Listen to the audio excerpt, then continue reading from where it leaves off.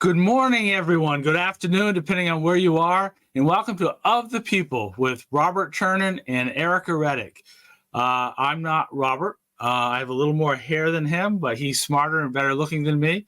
And we're balancing the show, obviously, with some good looks from Ericka Redic, who will be on shortly. And if you're listening on the radio, you're missing a lot. So we've got a really good show today. We're going to take on the Dobbs decision. 2 years ago yesterday, the Dobbs decision was made by the Supreme Court that did away with Roe v. Wade. And we have two experts on today that represent the Northeast with a little bit different attitude, a little different states that they represent and work at. And we're going to get some real details as to what's happened since the Dobbs decision when the Supreme Court decided that it's a states' rights issue and has moved to the states. So today we're going to have on the show Mary Beerworth, who is the executive director of Vermont Right to Life and has been in that position for quite some time, and we'll bring her on shortly. And in the second segment of the show, we're going to have Jason Hennessy, who's New Hampshire Right to Life. So two different states next to each other, but very, very different, and we'll get a little perspective from both of them. I want to bring on our co-host and probably the star of the show, Ericka Redic. Are you there, Ericka? Yes, Jay, you are so good for my ego. You know that? I love it when you host. I would assume that the best thing for your ego would probably be a mirror. I think that would really, and I'm just kind of being reflective of our great producer of the show, Ben Redic, your husband, who always says great things about you. So I'm assuming that you're newlyweds and that's what it's all about. I think this is going to be a very good show, and I think it's going to be very educational. I think it's an opportunity for us to learn what has happened and how it affects everyday people and what's going on in the states. And I'm really excited that we're going to bring Mary Beerworth on. I've known Mary for quite a while, probably 25 years now. She's a dynamite force in saving lives of children, and has been for quite some time. And so if we can bring Mary on, that would be great. How are you, Mary? I'm well. Thanks for having me on. I saw you yesterday on a local television program, and you were up against some of the people from Planned Parenthood who are working very, very hard to fight the force of life and doing whatever they can to say, we really don't need babies. It's not what we do. And you held your own, and you're very, very strong in representing those of us who believe in the sanctity of life and how important it is to empower women so that they have the ability to really have true choice. So tell me a little bit about what's happened in Vermont since the Dobbs decision. I know there's been a lot of legislation with the Constitution, but some of the things that you're doing in Vermont to really make a difference. Yeah. Well, there's no question that abortion is legal every which way here in Vermont. It always was by court order going back to 1971. Then it was legal through all 9 months of pregnancy by statute. Now it's legal under a constitutional amendment. So that groundwork is laid out. We are working under a network of pro-abortion forces led by Planned Parenthood and the UVM Medical Center, who are the two largest providers of abortions in our state. And of course, as I like to point out, the funding goes in one direction. We now have a state that has chosen for women the choice the state thinks a woman should make, because the money goes to the UVM Medical Center and to Planned Parenthood in rather large numbers. We're floating them. And that's, Mary, I think that's one of the things that people, I really encourage people to check what your state funds, because if the state only funds abortion clinics and not pregnancy resource centers, if we're not funding people who want to keep their babies, you're right. They have made the choice that the state chose. They've chosen what they prefer for women to choose. And so they can no longer call themselves a pro-choice state. They need to call themselves Vermont a pro-abortion state. But the roots of everything that's happening here go all the way back to the Eugenics project, which was in full force 100 years ago, rounding up the poor, impoverished, and procreating children, mothers and fathers, placing them in institutions, and offering them the choice to be released into freedom if they would be voluntarily sterilized. So this has all those ingredients in it still as we move forward, preferring abortion as the choice women should make as a state government. And it's been and don't people, and tell me, Mary, you may not know the answer to this, but Vermont went as far as to remove the personhood status of the unborn. So not only is abortion legal, Vermont has gone as far as to say that unborn babies are not human beings, essentially. Is that common in other states? Is that normal in other places? No, in 38 other states, an unborn child is identified as a human person for the purposes of being involved in a criminal activity that takes the life of that child. That's something that Vermont legislature has rejected, despite a number of incidences where crimes have been committed, unborn babies, wanted, loved, expected unborn babies have been killed, either drunk drivers, drug drivers, deliberate murder. And though we've gone to the State House and begged for them, the legislation actually excludes abortion, and they still will not even give that bill a hearing because they don't want any recognition of the unborn child as a human person. Yeah, I think one of the things for me, Mary, that is very troubling is that, I've been very much in support of right to life and what we're doing in Vermont and what we're doing nationally. And the fact that this governor and this legislature is forcing me to pay for abortions through my tax dollars is really outrageous in my mind. And when they give money to Planned Parenthood, which they do on a regular basis, to allow them to use money that ends up directly for abortion, it's forcing me to support it. And that is not the way it should be. Can you tell us a little bit about the relationship between Planned Parenthood and the Eugenics projects that you talked about earlier? I think there's a link between the two, and that what's going on in the legislature now in these laws is just a continuation of eugenics. It is, Jay, and we would like to point that out more specifically in the next year or the coming years.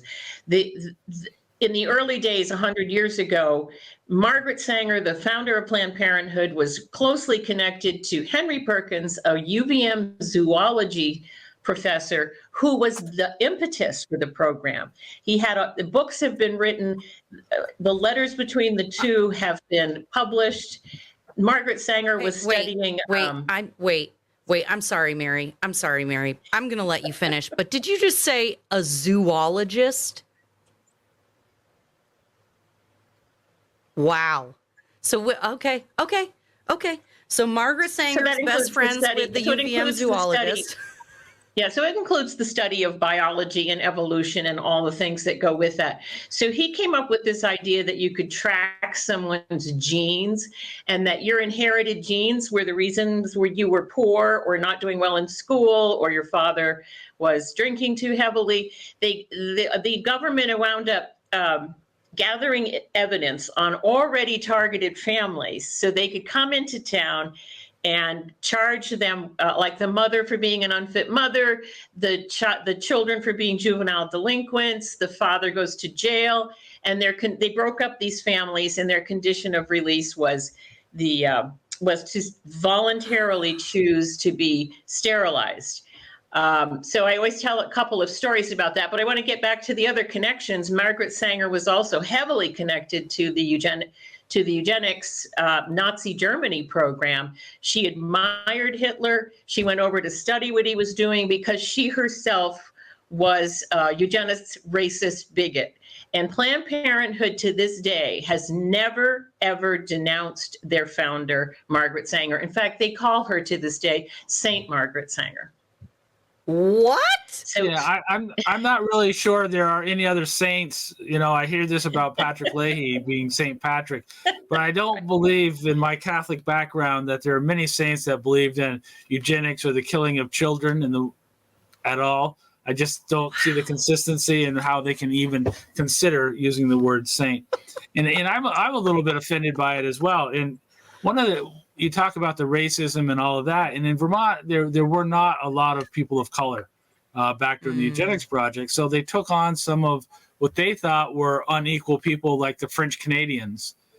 So they were looking for groups that did not fit their mold, and they're continuing to do that now. I think where they're looking in neighborhoods and they're looking at people. So there's not a whole lot of difference. And the worst part of this is this legislature, whether or not it's intentional or not, are continuing some of these thoughts and these ideals that really are racist in nature and really destruction of the family unit. Well, tell me where else the idea could come from to shut down community supported by donations, the pregnancy resource centers, of which we have 8 now in the state, who offer women all the support. Women freely walk in and are freely given support, not only through the pregnancy, but for help raising and parenting children, and they have relationship advice. And while Planned Parenthood we have some of the largest number of abortion clinics in the United States of America and in the world, operating with taxpayer dollars, and yet they can come up with a piece of legislation that aims to shut down their competition. Now, one of the testimonies from Planned Parenthood was that a question was asked in committee, how many women choose life? How many women who are pregnant, who come into Planned Parenthood, are choosing to carry to term? And the answer from the lobbyist was, we don't know, because we refer them elsewhere if they choose to carry their baby to term. So what does that tell you? They offer zero support for women who are pregnant, and they are an exclusive abortion clinic. And yet they came in to encourage the legislature to shut down the pregnancy centers because they're not providing the full range of pregnancy services. So Planned Parenthood isn't either. So then who's supposed to care for the women who want to keep their babies? They're on their own, unless if they do manage to shut the pregnancy centers down, they are going to be on their own. We are in court right now. We were able to provide Alliance Defending Freedom and an organization called NIFLA, which represents the pregnancy centers in court. And we were able to provide all the testimony and make it their path a little easier of everything we had heard in the committee process. But they're representing 2 centers in court, trying to get this law overturned. And we went through the initial hearing. The state moved to dismiss, which is very common. And the result of that process is that the Judge William Sessions has upheld the standing of the pregnancy centers to move forward with the case. And so now we're going to be in discovery. And I'm certainly looking forward to watching that. Oh, that's almost more worth it than anything. Forcing them into discovery. Are you anticipating what they're going to uncover in that process? Do you have like a hope or dream scenario? Well, there's already been evidence submitted. Our Attorney General is under the new law. It was S37. It's now Act 14. Under that law, the Attorney General, Charity Clark, is granted full authority to enforce whatever she feels is deceptive language, and can impose up to $10,000 fine, which would crush the pregnancy centers. They're not financially as wealthy as Planned Parenthood, and so. When she was running for office, she taped a Facebook video saying if she was elected, she would work to shut the pregnancy centers down. So we have that feeling of a chill coming from the state on their right to free speech. I mean, there's all kinds of words that can be interpreted different ways. And with that hefty a fine, we are looking at an essential chill on the pregnancy center's ability to advertise or to speak in public. So there's plenty of information, plenty of testimony. We're going to be there to help provide that. One of the interesting things I saw is that Planned Parenthood decided they're going to invest now $40 million in the region to promote their services and going forward. What kind of money are the pregnancy centers putting towards that kind of public relations and lobbying effort? Is it somewhere around 40 million as well? Oh no, they won't be. Yeah, they won't be spending a dime. All their money goes right to the services for pregnant women and young girls who are in crisis.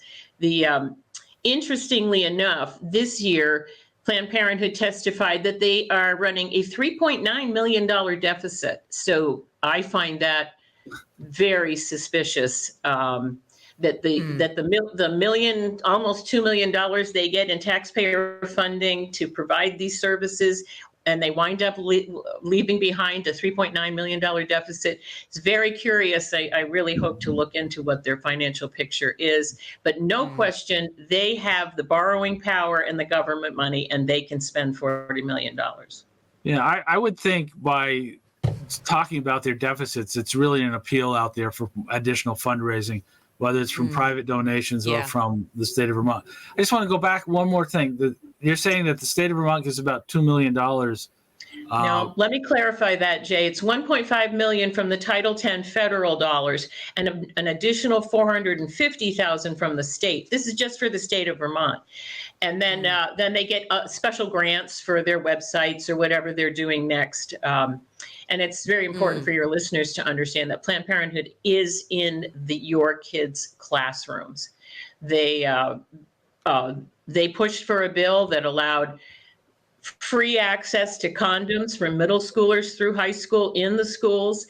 They have eliminated any reporting requirements for the school nurse, teachers, or anyone who sees someone as young as 11 or 12, or an older gentleman, maybe the janitor, helping himself to those condoms.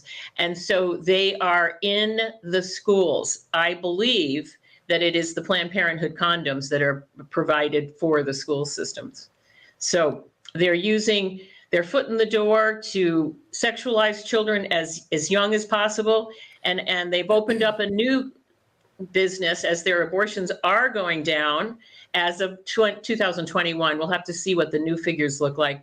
But they are the second largest providers of the hormones for transitioning come from Planned Parenthood now. Oh, I've heard that. And that figure is for the country. Yeah. And that I've heard that a lot of people are going there for hormone therapy, whatever, because there's basically there's no counselors, there's no therapists, there's no barrier to getting them. They're just like, we'll just write you a script. The legislation that was passed in 2023, very specifically in two pieces of legislation, Act 14 and Act 15, will only allow providers to affirm. You can only provide gender affirming care. So anything short of that is not legal. So if you say, well, gee, you've got problems at home, let's flesh this out. You think you might be in the wrong body. Let's see if there's some other triggers that are causing you to think that. Let's see if there's influences on you. None of that can be done. If someone says, I really feel like I'm supposed to be a boy, then you can only affirm that. Vermont's pretty far down the road. What is, wow. Hold on. I can't even, okay, what is it called? What is that kind of therapy? Conversion therapy is banned. Yeah. That's like state mandated conversion therapy. Am I missing something? Yeah, a legislature that has any sense of common decency, morals, order, their job. I mean, if you can't, if you're not supposed to talk to a kid who thinks that they're gay or whatever and talk them out of it, how can it be legal to talk them into it? They don't. They believe there's a slight difference. They do think that they are. That there's a risk of suicide, and they have to say only a positive, I'll help you, and parents, of course, are being left in the dark. It is a state of Vermont education policy that you can keep a separate file, a file for the parents to see and a file for the school. If your child wants to be Jane instead of John, that's in the file at school, and the parents don't know it.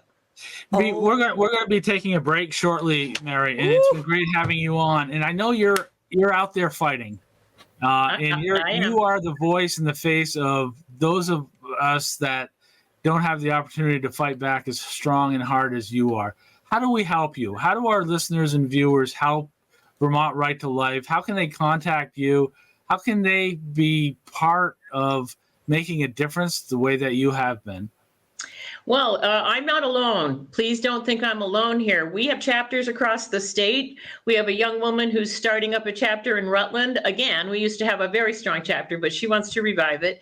And so you can get in touch with us through our website. It's www.vrlc.net. You can call us, you can find us easily, but we are a force in a stronghold in several counties in this state. And we have a unbelievable board of directors. They pull their weight, and we're going to be here and be the voice for the unborn. We're going to be in the State House, no matter how painful it is, so that we know what's going on and we can share it with you.